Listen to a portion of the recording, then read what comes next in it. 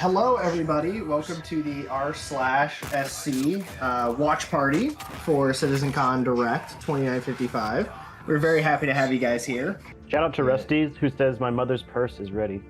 Oh, perfect. Yes, make sure that have those credit card numbers ready. The first person to buy whatever ship they announce gets a personal letter addressed sent to them from Chris Roberts. And you can tell him I said that. We're best friends. Last year, we announced our next star system would be Nyx, home to the People's Alliance of Levski and bordering the Vandal threat. Today, we're proud to share that your adventures in Nyx begin not next year, but next month, when Star Citizen's third system comes online in Alpha 4.4. Oh, shit. 2 new systems in 1 year. Let's go. It's only possible because of the tireless work of our development teams. Nyx next month hype. Oh, that's so cool. I did not expect next month. I straight up expected like Christmas. December, yeah. Years. I was expecting years. In 2025, we introduced 2 major storylines, creating a living backbone for adventure across the universe. The first was Pyro Must Burn. It connected Stanton to Pyro and introduced the Frontier Fighters. And with this month's release, you'll now take part in the conclusion to that storyline. The second was Science Run Amok, with the Regen Crisis throwing the Empire into chaos, and you all jumping in to help the various corporations respond. Through that journey, we pulled back the curtain on ASD and its shady practices, uncovering long-forgotten Onyx facilities, and just like the Pyro Must Burn storyline carried us into a new system, Science Run Amok is now setting the stage for Nyx, the next step in the larger story we're telling on the road to 1.0.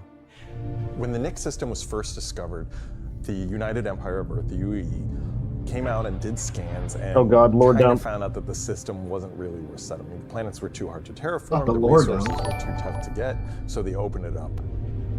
And one company saw opportunity where the UE didn't, QV Planet Services.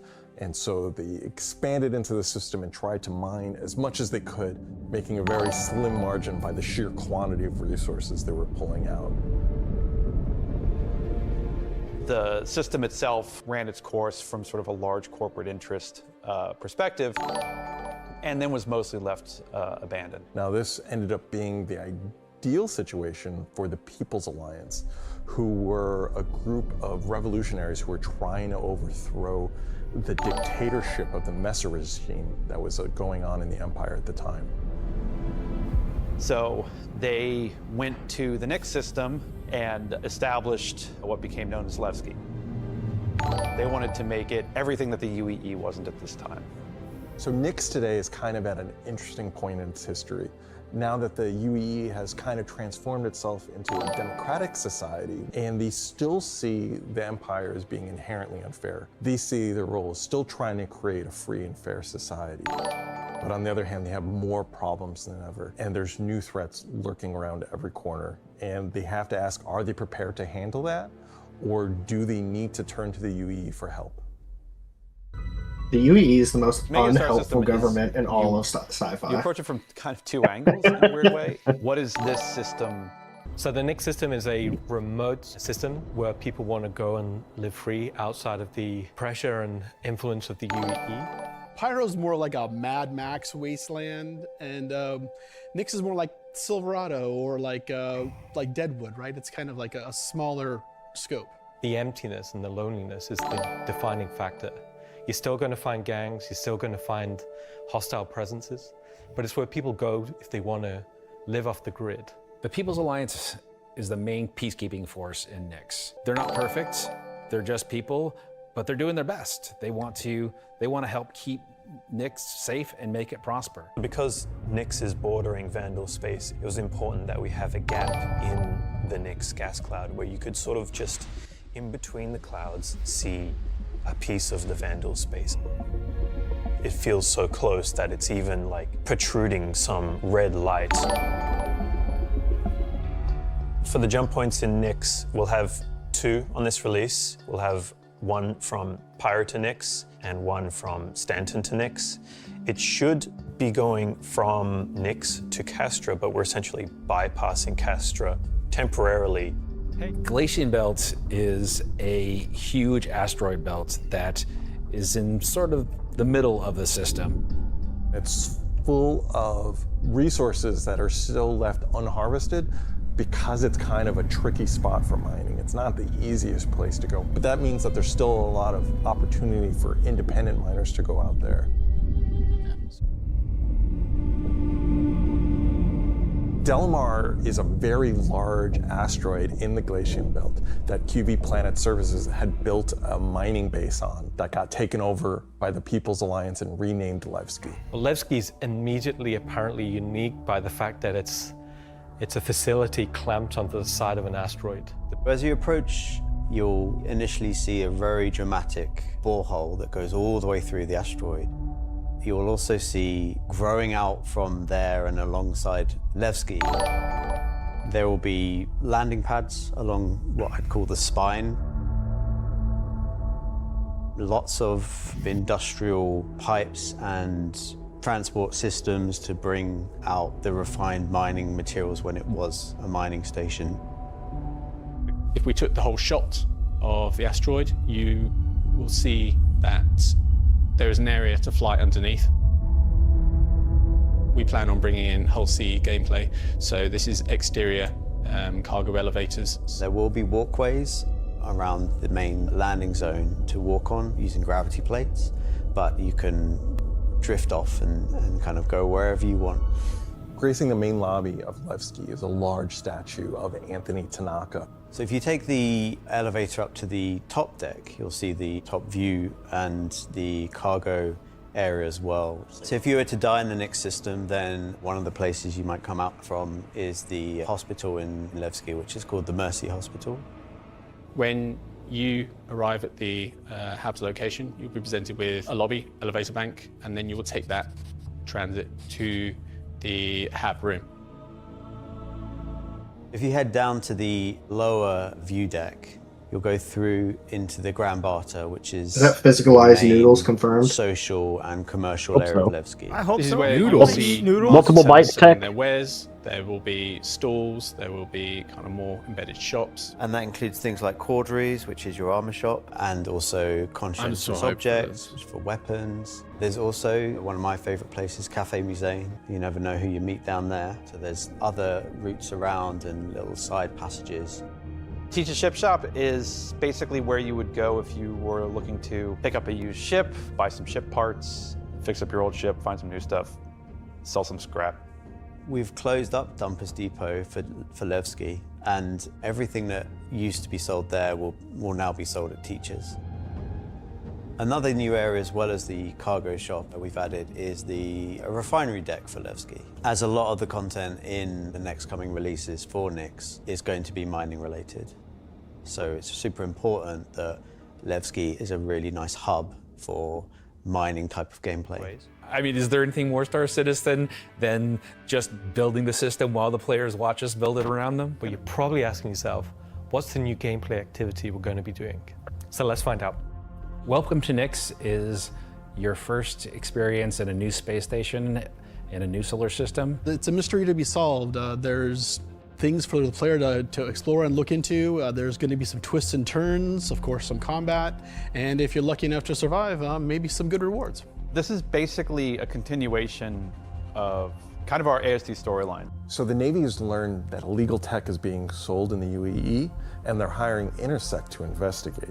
Intersect Defense Solutions is the leading military defense contractor in the UAE. Intersect have discovered the source of the illegal tech is in the Nix system and an old abandoned QV Planet Services logistics station that's come back online. So they want the players to figure out what's going on. So not only is this facility unabandoned, but it's also under attack from a surprising but familiar foe. Hey! Oh shit! Hey yo, wait a minute!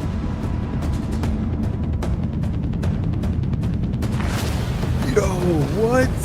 There's no fucking way we're fighting them dudes? Wait a minute, hold on. Is this the For the first time in the PU. Stinger, right? Is it the Stinger? I think so. Yep, that one in the center is the stinger. Vandal are a nomadic, very violent spacefaring race. This is crazy. Striking out against outposts and such in the Nyx system. They don't really know what they want, don't know why they're doing it, but it seems like whoever's running the station is really pissed them off. Vandal raiding parties have been arriving in the system, and they're unaffiliated to any clan. There's small groups coming in and picking at them. But as time goes on, those raids have getting bigger and more. Bro got yeeted. They'll be the scythes that you're familiar with. So when can I steal the Vandal Glaives ship? and blades that we all know and hate. And a new craft for the PU, the Vandal Stinger. Holy shit. Looks good. I don't like Vandal ships, but it looks really good. On arrival, I will. So at this I point, will you have a add that choice. to my You can hangar. bug Just out, saying, FYI. mission over, or join the fight. They're actually just using NPCs with the Vandal helmet on. That would be surprised. No. Oh no. It's just a Scooby-Doo ass type shit. Probably. Which Incept It's just Xeno threat at it again. you to do, because this isn't just a one-time event. This is a permanent Whoa. sort of mission that we're going to be adding to the game. So this marks a great milestone for us for. Alright, how much is it? What's the war bond? Content this year. We're also being able 500 to introduce war the bond, next star 550 standard, and I'm calling it. introducing the next.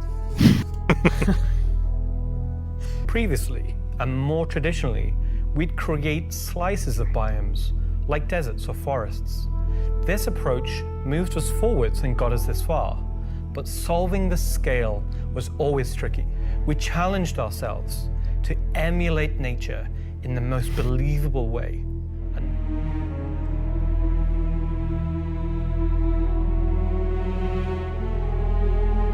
With Genesis, we've made a complete paradigm shift to how we do things. Biomes are now created based on the physical data sets, with the assets being spawned whenever and wherever the correct criteria is found. Our new planets are built from the information we create for our different data sets, like height maps, humidity, temperature, soil type, soil amounts, geology erosion data, to name but a few. This means you can now gorgeous. tell where to find valuable minerals as the geology looks like it would be suitable. I've been waiting for like actually good looking Spring piles grass. exist below sheer cliff Dude, faces. I want to be able to zoom in on the grass and see the over blade time down due to erosion. And Yeah, I can already feel my GPU at 100%. Whoa, is this the hunch of watching this. Kiwi Rivers. So there are 3 planets in Nyx. Nyx 3 is a gas giant. Nyx 2 is a yellow, toxic. It's got like this high pressure atmosphere, and it's like a very volatile planet with high risk reward gameplay. Nyx 1 has got a rugged, remote beauty. It's got a diverse set of biomes, from weathered rocky mountain ranges to vast sweeping forests and grasslands, and from damp expansive wetlands to claustrophobic festering swamps. We wanted to keep it as simple as that. The same set of textures and data that define the color of the soil, sand and rock on the ground are used to create the orbital look. We then assess the presence of vegetation and competition between different species on each part of the planet and use that to blend in tones of green, including variations due to species health and the current season. This creates a far more complete image and allows you to identify features, geologies, and potential points of interest all the way from space. We don't have localized seasons. I was gonna say, wait a Let's minute. go down did to they the say surface seasons? and start with something closer to what you're used to, but in a whole new light. Looking at our contemporaries, we lacked detail at the ground scale. To combat this, we've added a new layer of data. That layer is called the medium tiles. These are intelligently placed on top of the existing 4-kilometer terrain tiles, and this gives us a whole new level of terrain detail, of scale, and allows us to create far more unique locations across the planet. So now that we've nailed the surface, let's have a look at adding some rocks. We've now got 2 major contributors to the rock content of our planets. Firstly, long desired feature, cliffs. We are adding large scale, very detailed to all our cliffs based on the geology at a given location. This adds an exciting new dimension to steep slopes that we simply couldn't get before. The second is a big one for you ground vehicle enthusiasts. Rocks are now found not scattered everywhere, like spilt popcorn at the cinema, but only in places you'd expect to find them, thanks to a brand new rock scattering algorithm that isn't annoying as hell. Thank God. Using physical data generated for each large and medium tile, now rock distribution makes sense and has a physical basis. About time, honestly. About time. So if you're still crashing into them after this comes out, that's on you. So now that our base terrain and rock scattering looks good, let's add some vegetations and explore some additional biomes. Nyx 1's forests and grasslands are full of trees, various grass species, rock formations. Because until now, we haven't been able to spawn grass in large enough quantities or effectively represented at distance. So we're stepping up our game in terms of spawning, shaping, and shading grass. Now we can finally cover complex terrain shapes with grass and ground cover assets, and as a result they are now gravity aligned, meaning each blade is oriented as you'd expect and not sticking out like before. I just gotta say, like, this is really cool, but this is also going to be really dependent on vehicle physics being fixed. Or indeed a whole field of grass is lit very differently to like a flat surface. We now use a solution that shapes meadows of grass far more like fur or hair. You see, their solution is, why make physics good when we remove rocks off ground? Is far more like a carpet or cloth than a flat surface. Virtual terrain, or VT for short, is how we now cache and represent our terrain at varying scales. This has been the enabler for all of the lovely advances in terrain complexity and asset spawning we've shown so far. And it's also how we now evaluate and represent vegetation from a distance. And with that said, let's move on to a little travel between systems, literally. Up until now, our mission system has been specific to the star system you're in, meaning a Stanton mission has to take place in the Stanton system. Long-range mission has to take place there. But with the introduction of our third star system, it's time for this to change. And that begins with the introduction of interstellar cargo. What are you talking about today? System-to-system hauling missions. Let's go. No one said hauling was gone. This is exciting. This really is exciting. This changes a lot, actually. These whole sea owners rejoice. Yeah, missions where you're going to start in, say, Stanton and end in Nyx, taking various volumes of cargo. They better pay well. The stations. So there'll be high volumes of cargo that kind of fulfill the purpose for the Hull C and the other series of Hull ships. I would love trading to be more important than hauling. And there'll be a few sort of more direct routes. So you might pick up some cargo from Ruin Station in Pyro and go through the jump point to Stanton and drop it off there at one of the LEOs. That'd be nice. Every time you hit the side of the jump tunnel, you lose cargo now. No way limited. You can do. That's how it should be, honestly. If you want any size of ship, I'll be doing them in my Drake. I mean, it would make sense. Between Stanton and Nyx. Just some stakes to the minigame.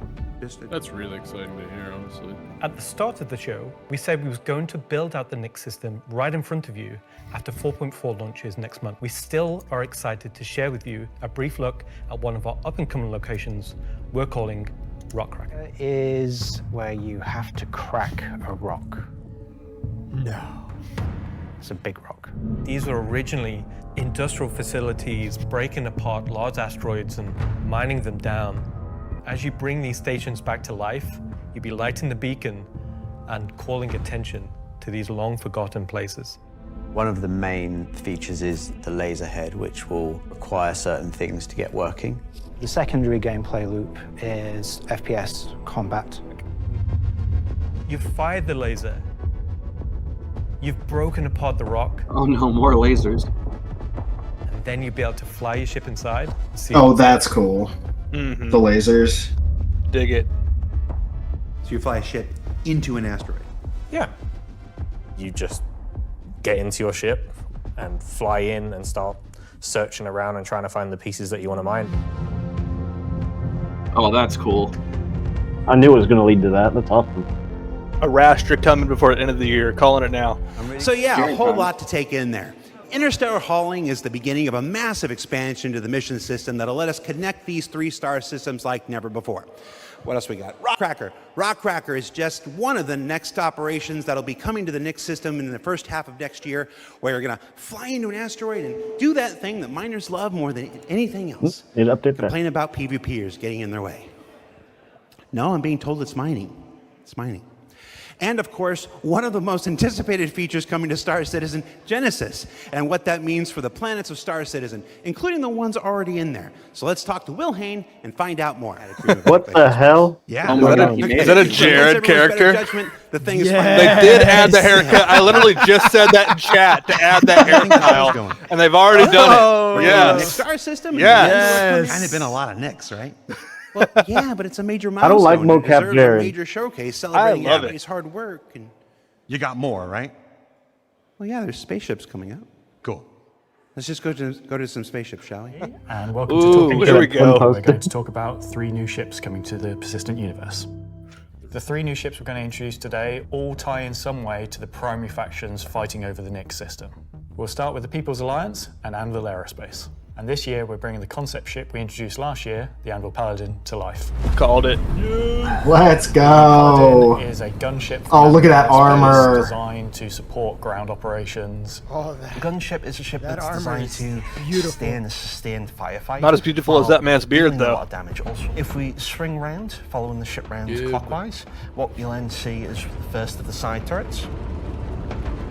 If you notice the canopy, you'll see that there's a fairly thick space between where the glass is and the whole exterior. That's because it has deployable armor, which can come out and give you a little bit more cover while you're actually attacking the target head on. Oh, nice. It's got these really nice kind of dual connected wings with the turrets out on the sides, just to try and give as much kind of Hopefully it range actually to those does turrets as we something. can get. Which is controlled by one of the 2 remote stations underneath the bridge. If we come around Valkyrie to the rear, tier 2, you'll let's see be a rail. honest. Now that rail MK2. mounts the main turret of Pretty the ship, much. which is controlled by the co-pilot. So you've got full 360 coverage underneath, full 360 coverage on top with it, and then the side turrets also have 360 coverage that way around That looks and really good. 180 out sideways. So really you have, between the turrets, pretty much 360 coverage in all directions. 360 coverage. This is what the Redeemer wishes it What's was. the turret speed though? One Poor of the Redeemer neat needs some things about love. the Paladin is all the turrets are remote and all the crew are located in this one central 2-story room. One of the improvements from the original concept is we've added a small dedicated cargo bay area, allowing you to store actual SCU crates. Hold on, new ship. And the latest offering from Asperia is the Vandal Stinger. Oh, there we go. Damn. The Vandal are big, scary space aliens. They're like 7-foot tall, evil war race that sort of take Is that over, just straight steal deployable? technology, It absorb looks like a fuse it all glaive, but together like into their thicker, own you know? needs. Like a thick glaive. Relatively nasty aliens that you sometimes hear about and haven't seen much of yet. They also make really cool spaceships. The Stinger as a Vandal Damn. heavy fighter was reserved Fuck. for higher tier sort of ace pilots. Or one thing Asperia have done differently with the Stinger is they have done away with the majority of the bespoke weapons. And have stripped off the original Vandal weapons to allow customization for standard human weapons. With the exception of the single size 5 gun. Because it was too well integrated into the hull, even for Asperia to remove. For that one bespoke weapon, the size 5 plasma cannon, functionally it is the same as the existing size 5 plasma cannons on the Scythe and Glaive, but it is a sort of Gen 2 model and wraps it in a different aesthetic compared to those models. You'll see they're very much older Vandal styling. This is much newer Vandal styling, but underneath it is the same weapon that people have used for years. Of course, Stinger is only 290 war bond, 315 standard. That is not bad. crazy. That is not bad. It's cheaper than the glaive. That's cheap. The glaive is $350. Yep. That's so funny. Take, for example, the way the cockpits are constructed. Up in front, we've got this big kind It of looks really good, and the paints look good. Oh, there's a Meridian paint for it. Oh my gosh. compared to some of our other Meridian ships. paint Also for gives it? a highlight, Okay, a sold. unique Sold. position within the That's the ship, best kind of paint in the gives game weight is the to it. Meridian and the Solar Winds. Boarding the Stinger is a little unusual compared to other ships, Which is obviously just being Meridian alien in with red nature. tint. You're going through a ramp at the rear, and it leads you kind of straight up into the belly of the ship. There's, you know, Ribs? lots of organic detail, rib cages, kind of strange alien forms. Is that a Suin button? Cockpit, the seat kind of comes down towards you, and you kind of climb over the back of it a bit like a motorbike. You're basically riding into the cockpit. It feels very much like you're being like. That's a little going on. You on a roller coaster ride? That's awesome. Flying pose that Vandal pilots use. But what about the other mysterious faction we have running around? New faction? So Grey Chowdhury. Surprise ship. So the Shiv. Oh my gosh, this is actually pretty cool. To be fair, it's what happens when someone who is a genius at aeronautics and ship assembly is given the Cuddy Purple. This is in fact the pirate cutlass we saw in Squadron 42 trailer. Yeah. We already have a pirate cutlass skin though. Is this like the real pirate cutlass? Arguably beautiful. At first glance at the exterior of the Shiv, I think most people will probably recognize there is more than a fair proportion of a cutlass. As you look a little bit closer, you'll start to pick out elements from other ships. You've got, you know, main thrusters that are from the Valkyrie. The top turret, which is now remote, is just this hodgepodge amalgamation with multiple other ships' turrets. There's bits of Crusader ships just integrated into the wall instead of what was there originally. It has lost its side entrance, some of its cargo capacity. There's like loose cables, panels are exposed. If you look carefully, you'll notice there are like tools laying around in the cockpit. It's getting a toilet. The only cutlass besides the red that has a toilet? Yeah, it's one for doing stuff, and then you need a second one to wash your hands. It's not an animal. Okay, that's cool. He's very much taken that ethos of Drake and moved it down a level, which I think is quite an achievement. Just look at this thing. How do you even begin to describe the madness? 150 is crazy. It's the ship. So you could have this, or you could buy the Cutlass Steel. This is cheaper than the Cutlass Blue. I know. Where did it come from? I'm not going to answer that. Just Nope. nothing. Just No comment. Weapons, huh? This is those new ones in the sitcom pack, I'll bet. Right now we're releasing 3 new weapons.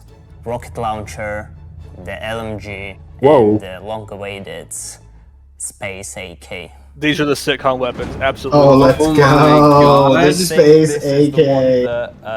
Not only I is think the the most devs really but played I've been, Rust within the last politely 6 months. bantered about the most. It's a fun rifle that basically fires energy and ballistic in sequence. So your first shot will be your ballistic, your second shot will be the energy. You'll see on the top of the arm. Weird. Wow, Whoa, that's cool. that Cool. cycles the- And That's that super is just unique. like a really fun way of the LMG. This thing is a really fun, slow-firing, hard-hitting beast. Honestly, if you even get hit by one, you just instant tier 1 injury, back to medical. There's no way I believe that. We don't have a rocket launcher of this caliber. It will be 3 grenades straight together that you pull into the tube and fire towards your enemies. The cool part about it will have an arming distance, so you will not be able to just point it towards an enemy. It's also going to have a lot of spread.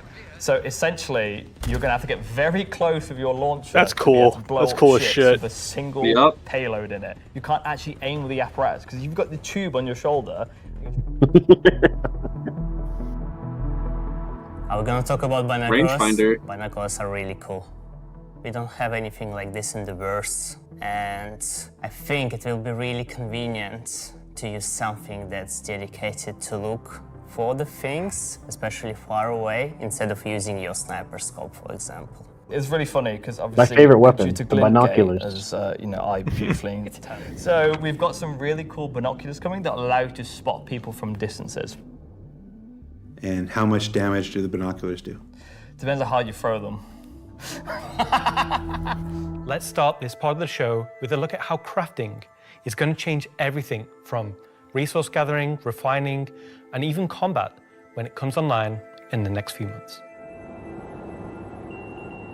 First version of crafting is going to be quite small in scale. We're going to use it as a kind of a concentrated effort to allow the players to experience the initial UI, the flow of gathering materials of different quality, and using those to craft items which are better than what they have currently in the game. The first version is going to be primarily FPS items that you can craft, weapons and armor.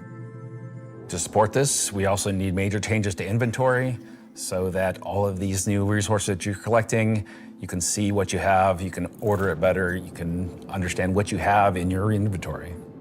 You'll be able to get the new crafting machine from shops in most landing zones. You'll be able to bring it up on your freight elevator and use it in your personal hangar, or tractor beam it around and stick it on a ship if you want to use it from there. That's pretty damn cool. We're bringing instancing to Star Citizen in 2026. Why are we doing it, and how will it work? But like most MMOs, a good balance between a dangerous overworld and a protected instances is needed. Right now, we don't have this ability, and this is something we really need in order to give you a sense of progression that is tailored and balanced to a tunable amount of groups, so the difficulty matches the group size. There's a beginning and an end. It doesn't mean that that doesn't fit in our overworld strategy, meaning getting to the instance is dangerous, exiting the instance is dangerous, or can be interfered with others. But at least when you're playing the content, we can actually make something that's curated for one experience. So before anybody says this is only a PvE thing, this technology can also be applied to unlock curated PvP experiences that are as seamless as the PvE ones. So it's not about one thing or the other. It's really about unlocking developers' ability to create curated content. Let's go and find out what one of our first instances will be. Siege of Orison was an event we did previously, which created a Bringing back Siege of Orison, please, please. Through and progress through contested islands of Orison. This was a high-paced, so fucking happy. high-intensity event, but it struggled Imagine a little with bit from 600 technical players, though. execution. But now with the introduction of instancing, it gives us an opportunity to evolve it and modify it and make it better for you in a small group to work through that activity. There's lots of ways that we want to take a look at Siege, how we can make it a more approachable piece of content. One more exciting use for instancing we're building right now. It's an earlier Area look than 18 normal, question and mark? some of it is still in white box, but we're excited to share the first look at a major content release of 2026. This is the Municipal Works.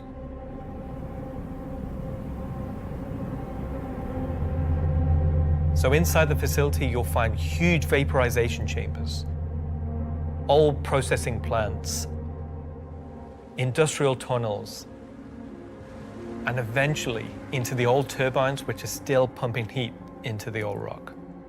So this is the true history of Levski. This is a place where you won't see in Lorville, you won't see in I-18 or the other landing zone. It's the pure basis of Levski. You will have, of course, metal and tunnels and more structural place, but you will also see a lot of rock and cave. So it's not a place you go to take vacation. It's really a place you go to fix stuff. Not everybody has what it takes to come down there and do the job that needs to be done. All of your sewage systems have stopped working. Everything's going to quite literally. And so the player is tasked with their group, most likely, to go into there, take out the outlaws, and get the facility working again. Everybody knows the only constant in game development is change. So I'm going to ask you outright, what's changed about the road to 1.0? Well, fortunately nothing. And if you haven't watched the Star Citizen 1.0 presentation from last year, I highly recommend you do so, because everything in it is still relevant as of today. Now, what I didn't talk about from last year was all of the content that was going to support that framework. And I think that's where this year has moved us towards that goal. If you think about previous events of previous years, they've generally been locations that we've put into the verse, but they've been transient. We've taken them away, like Siege of Orison or Zenithreat. We've added them to game and then they've been moved away.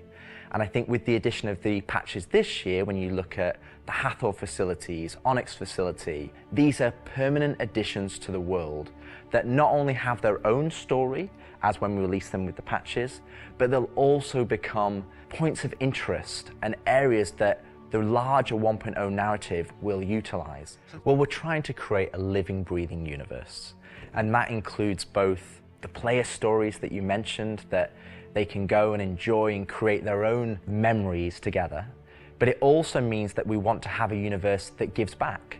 We want areas and locations to feel like they're believable and real life locations. And I think story is integral to Star Citizen as a connective tissue that ties all of these different complex systems together, because it takes players on that journey throughout the game. But what more are we going to do to make this universe seem alive and real and breathing? The next part would be physical mission givers. How we reconcile instancing with the persistent universe. What are those 3 pillars again? And how does instancing fit within the greater design of Star Citizen? So the 3 pillars I mentioned last year were open world. Then we have instancing. And then the third pillar was dynamic content, which would be content that's generated by the activities of the players. And I think it's very easy to become myopic around one specific thing when we're talking about it a lot, when it's the next stage of our development. And I think you could reverse it. If we'd have made a game that was all instance, and then I'd come on camera and said, hey guys, we're going to start doing it open world, it would be like, oh, is the game changing? Are we doing open world now? Is open world the new North Star that's going to take us this way? And it's not. It's just one more tool that's going to allow us to offer different and dynamic experiences for players to go and engage in. We're going to have several different versions of instances. Some are going to be closed instances, which will be like the new player experience. But we'll also have open instances, like a cantina or a bar. That's, I think, something that instancing is going to provide us. It's going to give us a tool to offer different dynamic content or curated Big content, fan of as this, I'd by the say. way. It allows us to create experiences that are different to the open world experiences that we've already made. And it's not to say that we won't continue our open world development or only do instance content. It's going to be a mix. So we want to share with you a super early look at what we're building in a space we're calling Tactical Strike Groups. The People's Alliance are still trying to get to the bottom of what this new faction is really doing in the Nyx system. They've sent a capital ship to check out a station and run into more than they can take care of themselves. Unfortunately, that team came under attack and members of their groups were taken hostage. Now they've reached out to Intersec, who've reached out to you to help recover the pilot. Of course, it's unwise to do this alone, so you'll need to put a team together to attack the station.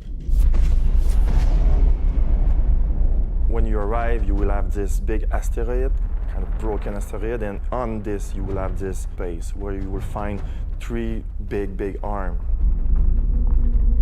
You will see at the middle, you will have this big energy core. Everything here has a purpose. It's not just for the show, just something nice to see. So while one part of your group is dealing with the fighters, now it's time to actually assault the station. Somehow they've incorporated Vanduul capital ship killing turrets.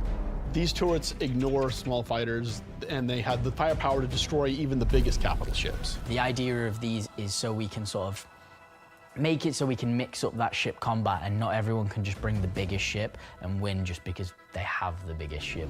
You have to send out your best pilots to navigate the superstructure and take down anything that may damage your bigger ships. This turret has shields that you've never seen before. It won't take any kind of damage. Your missiles won't do anything, your lasers won't do anything, your ballistics won't do anything to them. But like everything, they do have a weakness. You have to cut the power to their shields. To do that, that actually brings you to your first objective, the power relays. The power relays have their own shields that are resistant to energy-based attacks. So ships with explosive or ballistic ordnance will be needed here. Once the power relays have been taken down, the station opens up. And this is where things get really cool. Now it's time for you to fly your ship inside the station. It's a trench run. So as you enter the structure, you'll see cooling units along the sides that you'll need to take out. There's 3 arms to the station that have these trenches. Okay. You'll fly into one, and then there'll be a core in the center, and then you'll move out another. Star Wars is gonna sue! Don't do that! Don't do that! No! So once the cooling units are out, that exposes the core to overheat, which means that you can attack it from the inside and also from exhaust ports on the outside of the station. Once the power core goes down, the turrets come down, and then the capital ships can get closer. This is where we're gonna get our new feature in. Ship hangar refueling and rearming. You're going to be able to land in the hangar of select ships and be able to use the same interface as you are right now at stations, to refuel and rearm. If you're not bringing your own Idris, the People's Alliance has an Idris there that can provide a safe port in a storm, allow you to set back up and head back out. And it's a good thing that you've rearmed and refueled too, because now another group of ships is coming to attack the People's Alliance Idris. So while the fighters are protecting the Idris, what's happening at the station? Well, that's where the dropships come in. Now you've got to take a fire team in. You've got to land, you've got to fight through an onslaught of FPS enemies that belong to this unknown faction, and you've got to open a hangar door which will allow you to release captives from the station. So at this point, all of this sounds pretty simple, but there's an additional complication. The Vanduul neighbors, who really don't like these guys for some reason, will come in and wreak havoc on everything. And they're not going to discriminate between you and the station. They're out for blood. You're on a time limit. Vanduul are coming, they're going to come hard, they're going to keep coming. You're going to have one hell of a fight.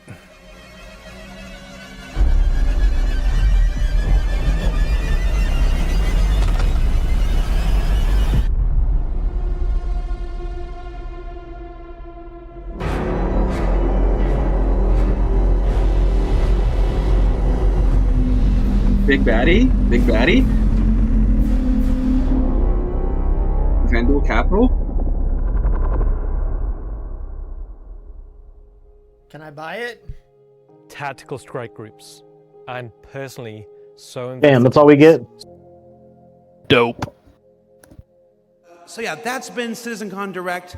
Thank you for taking the time to share this with us. And as with every Citizencon, the last word shouldn't be mine. It should belong to our founders and CEO. So take it away, Chris Roberts. I hope you enjoyed this glimpse into some of what the team is cooking for the near future. Of course, we're not going to spoil everything that's currently in progress, and many features we haven't discussed today are in active development, like base building, social, and trade tools that are very much a priority. These, along with bringing the final polished features from Squadron 42 into the persistent universe, will make next year the most exciting yet for Star Citizen. Finally, I want to extend a heartfelt thank you to everyone at CIG for working so tirelessly and with so much passion to deliver something that is already special and will only get more so as we continue. And of course, to all of you for making all this possible with your support and feedback. We couldn't do this without all of you, something that I and the team appreciate every day.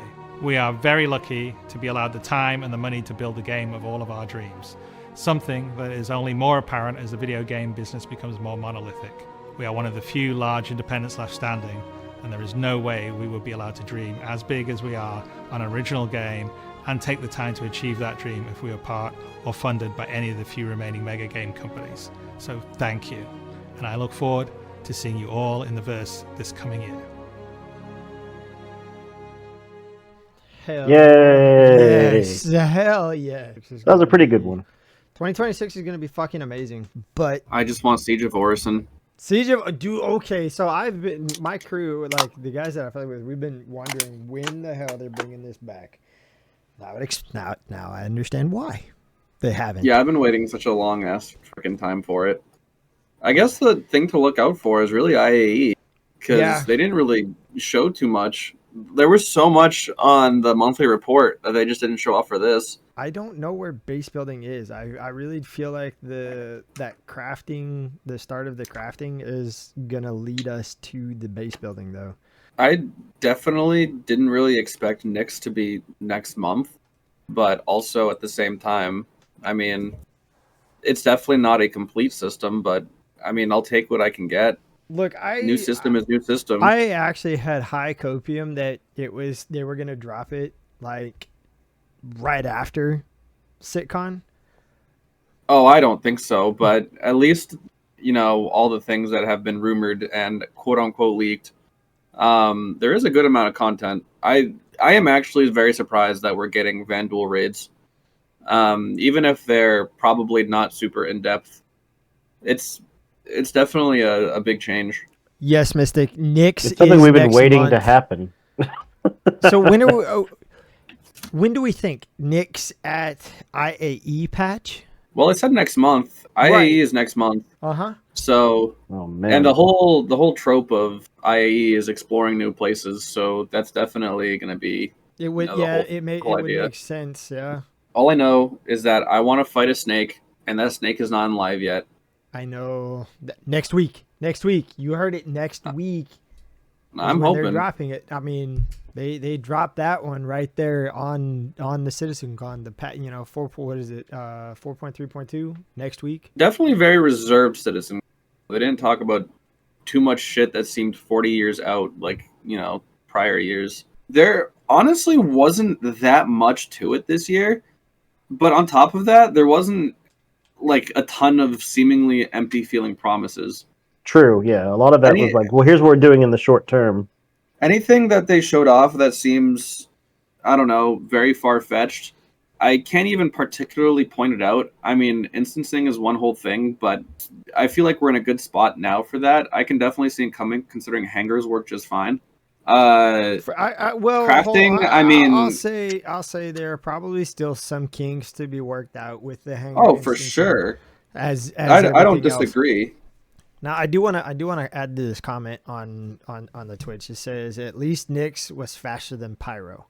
Nyx has been done for a while though. That's the thing. Nyx has been done for a while. I would argue that at least when Pyro took freaking forever. I don't think Pyro should have been the second system to release, but they were just stuck on it for such a long time. Nyx, when it comes out next month, as far as I can tell, won't have planets, and if they do, they're probably the uninhabitable ones. I don't know how that's going to work. If they're just not going to be on the map, or if they're just going to be inaccessible. One of them planets is you're more than Nyx likely. 2 is yellow and toxic. Yellow and Nyx toxic. 3 is the gas So giant. how Nyx 3 is blue. Nyx 3 is the blue giant. gas giant. So those two systems, right? Those two planets. My question is, are you even going to be able to safely, right? Obviously, you'll probably be able to go go to the planet core and all that. But are you safely going to be able to go down there, land, get out of your ship, and walk around? I will say Nyx 3 probably not. Nyx 2, just wear a suit. It'll probably be how Aberdeen used to be back in the day, where it was just a fucking shithole that was really gaseous and poisonous, and you'd die if you took your helmet off. I mean, Nyx 1, God knows when that's going to come out. That's entirely reliant on Genesis, I guess, which they've talked about for, 3 years at this point? I think Nyx 3, Zorg, I think it was possible ground, but for sure Nyx 1 was definitely ground. I do like what they're doing with the rocks. Fucking finally. Yeah, the planet tech is cool. It is definitely the yearly thing they talk about every single time. Whether it'll actually be coming very soon, up to whenever, I don't know. Up to, it could really be 50-50. I don't know. I'm still waiting on Maelstrom and control surfaces. Maelstrom, yeah, I'm waiting. I'm actually surprised they didn't touch anything up on Maelstrom, though. I see that as more of a Squadron 42 thing than an actual PU focus thing. Yeah.